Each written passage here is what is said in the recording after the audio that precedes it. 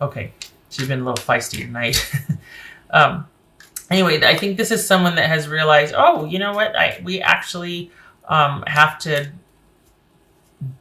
do stuff, or there has to be follow through behind what I'm saying.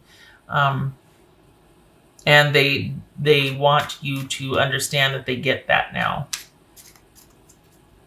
This is someone that understands the value of actually following through with what they say they're going to do, or wanting and planning for a future.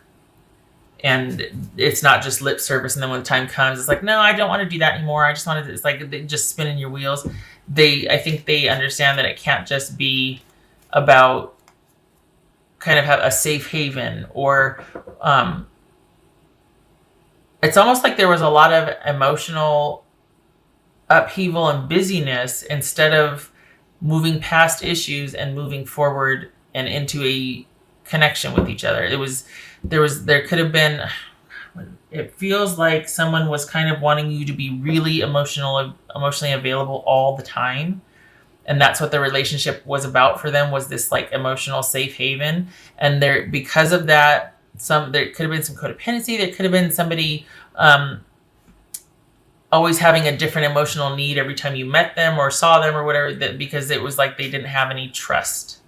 And yet they're wanting you to trust them now. Isn't that interesting? Okay, so what's this Five of Swords about? Yeah, so this is many discussions of the practical side of like, okay, well, what does a future together look like? Like, let's actually decide on something instead of this just being kind of like this passionate, dramatic connection each time, and always this upheaval of emotion, but there's never any progression here. And it doesn't look like it set you back any. It's just, you're like, I just don't want the drama. Like, I didn't want the drama then. I don't want it now. So if you're coming in, you better come correct, because I have no time for that. Their trust is coming up here huge. And that is actually because there hasn't really, when you're together, it's great, but then they go away and drama ensues, and then they want to come back for safe haven and to be spiritually fed and emotionally cared for, but then they're off again. And I don't think they mean to do it. I think this is just someone that's, they want that part of their life to end, and I think they see you as integral to that, because I think you're very grounding for them. The only thing is that you don't want to be like I don't know. I could see how that could get exhausting if you're always providing safe haven, right? So this is a series of brass tacks talking about, okay, well, what does partnership in 6 months look like? Is it going to be you going off on some mission or issue again and needing to recover emotionally from that, and we have to put everything on hold here to get you back up and running emotionally? Like, what's going on here? So I think this is, let's clear the air here. Let's get all our grievances out. Let's get down to brass tacks and talk about what this partnership's going to look like. Like, how do you see us being together? Because I'm not doing the back and forth and the up and down. When it's good, it's good, but when it's bad, it's really bad, and it's dramatic, and it takes its toll. And so I think this is someone that wants you to now consider that this is what they want. It doesn't necessarily guarantee that it's going to happen, because of course free will, and you have your own choice, right? Some of you might balk at this and be like, no, but this person wants you. They feel pretty strongly about the connection you have, and they want you to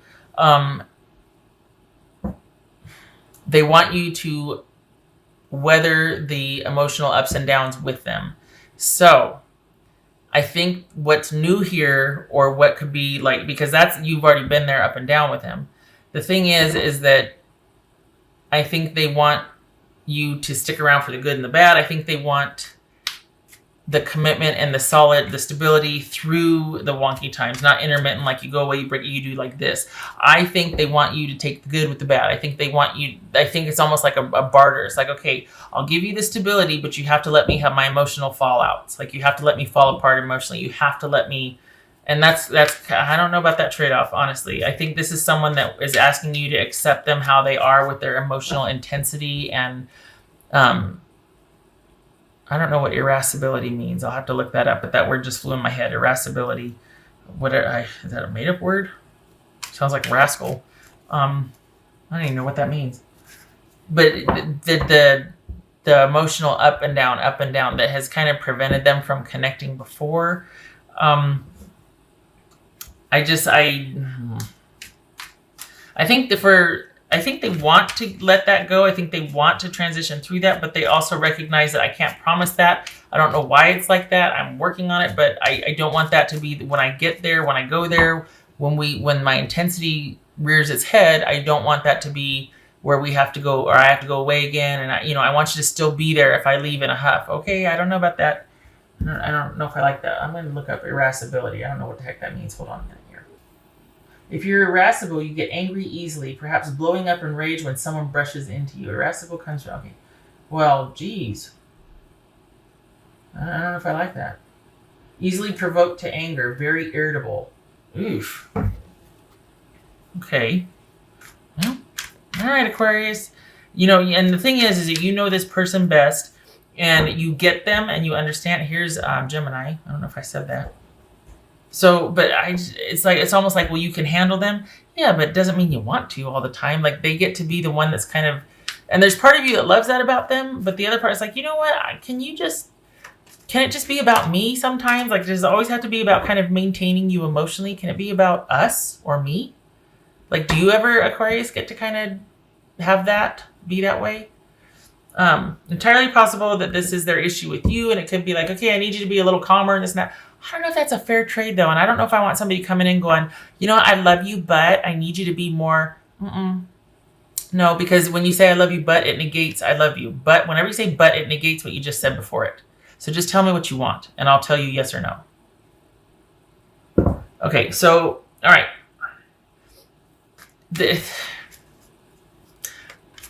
Things have to get hashed out. It's almost like this is someone that's like, you know, we've been through this enough. I know how I am. You know how I am. When it's good, it's really good. But you know I have a propensity to be a certain way, and I need you to withstand that. I need you to accept that about me. Okay, that's fair. Good for them for being like, I know myself. I know how I am. But it can also be a very tall order to ask somebody, because when this person goes off the rails, they really go off the rails. And that word irascibility or whatever, what that fits here. This is someone that has a temper that is, they can be pretty dramatic and they can be pretty intense.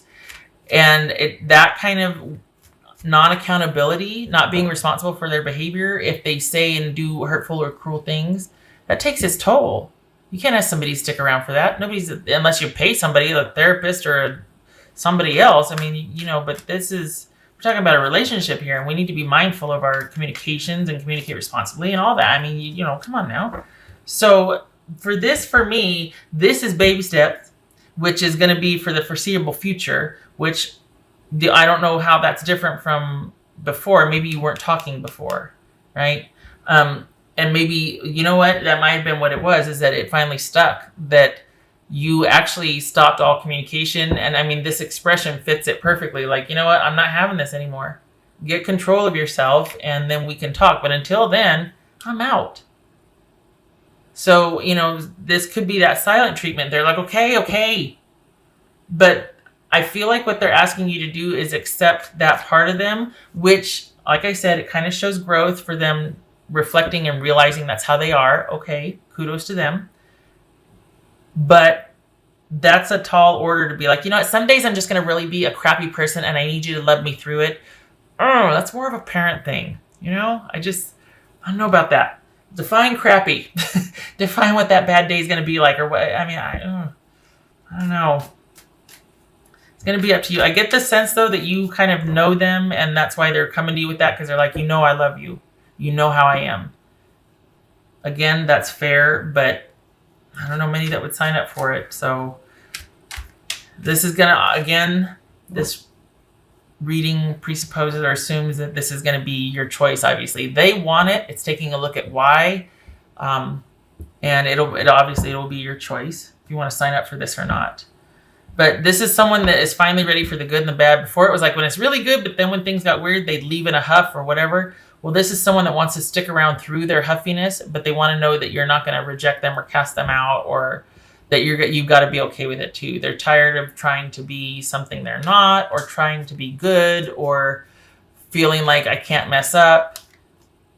That's what's showing here, is that they want when it gets wonky, when it gets weird, when it gets uncertain, when it gets dramatic and all that, they want, and whatever's going to come from that, they want to know that they still have safe haven with you. Again, not sure how realistic that is, but maybe for your dynamic, that works. I think too, there's the recognition or the realization that, I do need to emotionally care for myself, and I do need to be more mindful of my emotional connection and nurturing that with my Aquarius person. So there's acknowledgement of this, which is awesome, but there's still some work to be done. And it's baby steps, This is like kind of vetting and clearing the air, making some decisions, taking the time to have things progress and see. The only thing that I feel like is different than what you've been doing with this person is they're actually mindful of this because you have kind of shut down on them and not really talked to them for a while. And they're like, okay, now I get it. This is the first time I think that you've actually stayed away or that you've not been available to them. And I think they're kind of feeling the sting of not having you and the stability and not doing the dance with you. So that has brought about some epiphanies and realizations. But is that enough to change the behavior? I mean, this is baby steps, because now they're finally aware of it and they get it and they know, okay, I realize how impactful it is when I do that. But again, tall order to sit there and be like, I just need to be able to go off the rails sometimes. There's not many that would work for. So if you're familiar with that dynamic with this person and okay. But I mean, we got the moon twice here, that and the nine of wands. 5 of wands, 5 of swords, 9 of swords. This is just you keeping them at arm's length and enjoying a physical relationship with them, because that's not lacking. Let's be honest. That's fun, right, with this person. But as far as the stability piece, and maybe you're like, okay, I want to impose a no shenanigans rule. I don't know if that's realistic with this person. And they're asking you to kind of be aware of that, like to just, I can't be something I'm not. I just worry that the whole I'll try, it looks like this Page of Wands instead of the Queen of Cups or the Queen of Pentacles. Instead of a consistent, solid effort with respect for someone else in mind and the partnership in mind and the stability. This also, it could be that someone has an issue with addiction, drugs, alcohol, drinking, indulging too much, and that's taken its toll on the relationship. That could be a part of why they have these behavioral mood swings or why they act unpredictably, or it exacerbates them being cranky or irascible and all that. That word I'm going to forever use now, irascibility. So this could be about them coming back going, look, I'm clean, or I want to make an effort to not be that way, and I know these things affect it. I'm going to take better care of myself. I'm not going to do all those, things that make me kind of weird emotionally. Not going to drink as much. Not going to do it. Could be this someone saying, okay, I get it now. But if you take away the coping mechanism, which is basically, to soothe, or you do whatever to soothe, or there's an addiction in place, that taking that binky away, that blankie away, that security thing that helps us deal with that, that's going to give rise to a lot of stuff bubbling up from the soul, like a lot of self-conscious or subconscious issues that might cause a lot of drama. The difference, again, is that somebody's aware of that now. Rather than defending it, they're going to be like, well, yeah, okay, I don't know what to do about it. Yeah, I finally acknowledge, I'll admit that, okay, I get weird when I do this, or this is exacerbating how I am, but I don't know how not to do that or what to do without it. So it's almost like this is at a turning point, and this person is aware enough to say, okay, can you handle me like this? And you're like, yes, I can, but I need you to be more responsible about it. Like, you got to meet me halfway. If you know that when you do this or that, it's going to make you this way, you can't do this or that. It's about this person practicing self-care and management as well, and being a more responsible partner. And I think this is you. We got the Page of Wands, the Knight of Pentacles. This is you giving a lot of time to see, with this new caveat that they're actually aware and admitting without being defensive of their shortcomings, of their issue to kind of go off the rails, and with no observable trigger, or like, what the heck's going on? I don't know. Okay. That needs to be managed. So this back and forth you used to do, there was a cutoff. It helped them realize, okay, maybe I can't, maybe this person's worth it. I can't be like that anymore. I don't know how not to be because I've got a lot of stuff going on. But I do want to acknowledge and I do want to work towards something. And I think that's why you're talking to them again, or that's why you're allowing for this, is because they're aware of it now. Just make sure that they're not saying that to get their foot in the door and then they drop the ball and we're back to drama land again. You got the Sun. All right, so that's the yes card. Also keep in mind, though, that this is about illuminating everything, the good, the bad, the ugly, everything. This is bringing understanding, resolution, all of that. But it also shines light on the things that are hidden. So we got the Sun with the Moon here. I mean, this is looking at everything. This is everything out in the open. We're clearing the air. We're talking about everything and what partnership means to us. That's what I want to say. This could be someone's escapist behavior. Someone that does things to escape, or they just check out emotionally on the relationship when it gets, they just have had their fill and they just need to check out. And it's like, you don't really know why. They just have this threshold and you're like, we need to look at that. And they're like, but I need you to accept that about me. I can accept it about you, but I need you to look at that also, because that makes you unavailable for me. And then it becomes a ministry, and my back's starting to hurt from the weight of having to carry this. Ooh, enthusiasm, excitement, and warmth. Orange. Nothing wrong with that. Okay, so again, the fun side of things are there. The adventure, the passion, we got the Sun card, the optimism, the love is there, the emotion is there, the connection is there. But that's just the one part of it. There needs to be this Ace of Pentacles energy as well, this stability. There needs to be truthful conversation. There needs to be some truth had some realizations and everything out on the table. Everybody in the pool. All right. Ooh, mama. Bound. All right, so that's what this felt like right here. It felt like unhealthy. Something's got them stuck. Something needs to be dealt with. Something keeps bubbling up and causing drama, and it needs to be dealt with. And that's what keeps getting in the way of you. Otherwise, it'd be perfect, wouldn't it? Otherwise, it's great. But when it flares, whatever this is an issue. And that's why I think the Sun showed up. It's like, we need to look at that. And that's why this Five of Swords, the Five of Wands, and this Knight of Pentacles, this is like, before we're going to take baby steps. We're going to be doing some examination here. This person has reached a turning point. The lack of access to you has made them kind of have to look at themselves. And they've reached a turning point. It's going to be very, you're going to need to keep, basically, I was going to say it's going to be very interesting what that yields, but of course, free will and free choice and all that.